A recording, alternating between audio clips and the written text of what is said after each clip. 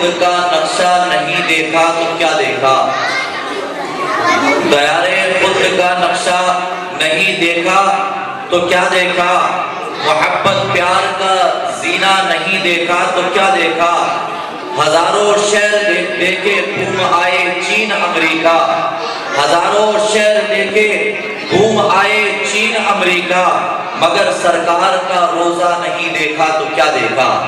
آئیے اب اس پروگرام کو آگے بڑھاتے ہوئے میں تقریر کے لیے دعوت دے رہا ہوں محمد حنظلہ صلی اللہ علیہ وسلم متعلم جامعہ حاضہ کو اس شعر کے ساتھ ندامت کے موتی کے دانے بہت ہیں، ندامت کے موتی کے دانے بہت ہیں، تیرے بخشنے کے بہانے بہت ہیں، حسابات بولے جسے کچھ کمی ہو، تیری رحمتوں کے خزانے بہت ہیں۔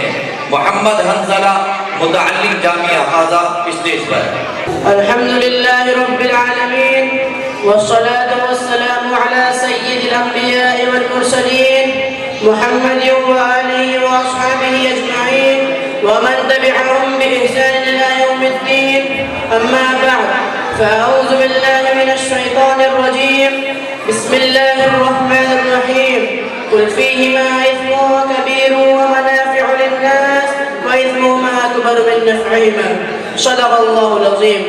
برادران اسلام اور اسٹیج پر بیٹھے علماء اکرام اور حاضرین مجلس، السلام علیکم ورحمۃ اللہ وبرکاتہ۔ جس دور سے ہم اور آپ گزر رہے ہیں وہ سائنس اور ٹیکنالوجی کا دور کہلاتا ہے۔ آج قدم قدم پر سائنسی ایجادات سے مادیت کے نئے نئے انکشافات کا چرچا ہے۔ انسانیت کے دامن میں علم و دانش کی بھرپور تجلیاں ہیں۔ اس نے عقل انسانی کی گروہ کو کھول دیا، جس کا نتیجہ ہے کہ انسان ہواؤں کے دوش پر اڑ رہا ہے، فضاؤں میں اسٹیشن بنا رہا ہے، چاند پر کمندے ڈال رہا ہے، سورج کی شعاعوں کو گرفتار کر رہا ہے، زمین کے پوشیدہ خزانوں کو نکال رہا ہے، سمندر کا سینہ چیر رہا ہے۔ غرض کے سائنس اور ٹیکنالوجی نے اتنی ترقی کی جس کا تصور بھی نہیں کیا جا سکتا۔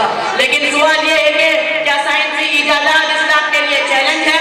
کیا مذہب اسلام پر اس سے کوئی حل پاتا ہے؟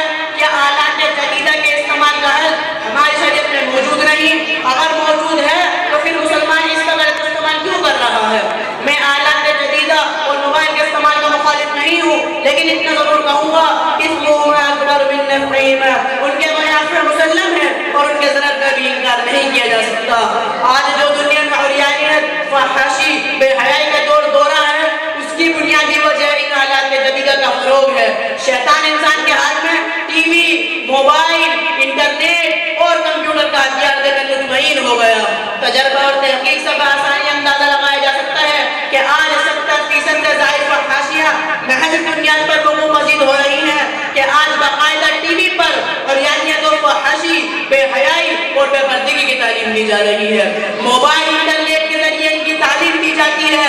ان شیطانی آلات کے فروغ نے مکرم و محترم رشتوں کے آنکھوں سے شرم و حیا کا پانی نکال کر گٹر میں ڈال دیا، باعزت گھرانوں کا معاشرتی وقار خاک میں ملا دیا، اچھے دینداروں کی شرافت داغدار ہو گئی، بلند و بالا ورع و تقوی کے مینار میں دراڑیں پڑ گئی اور زندگی بھر کی نیکیوں پر پٹا لگا دیا۔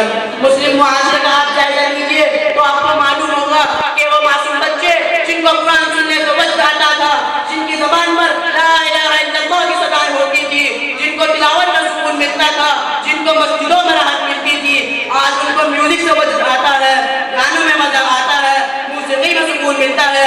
چھوٹے چھوٹے بچے کانوں میں ایئر فون لگائے گانے سنتے اور جھومتے ہیں، اور آج کے دور میں ایک نئے گیم کا سسٹم شروع ہوا ہے۔ بچے پورے دن اسی میں لگے رہتے ہیں اور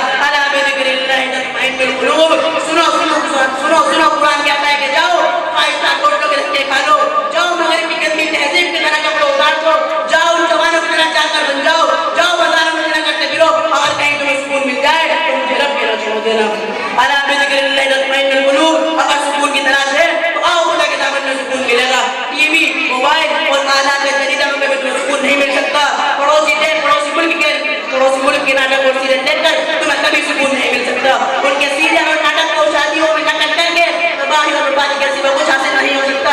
یہ آلات تمہارے جسم کو تو بنا سکتے ہیں لیکن تمہاری روح زندہ نہیں کر سکتے. علامہ اقبال نے کیا ہی وہ نقش کھینچا ہے کہ ڈھونڈنے والا ستاروں کی گزرگاہوں کا اپنے افکار کی دنیا میں سفر کر نہ سکا. کہ ڈھونڈنے والا ستاروں کی گزرگاہوں کا اپنے افکار کی دنیا میں سفر کر نہ سکا. اپنے حکمت کے خم و پیش میں کوئی ایسا آج تک پیش کر نہ سکا جس نے سورج کی شعاع کو گرفتار کیا زندگی کی شب تاریخ سے ہٹ کر نہ سکا. وآخر دعوانا الحمدللہ رب العالمین.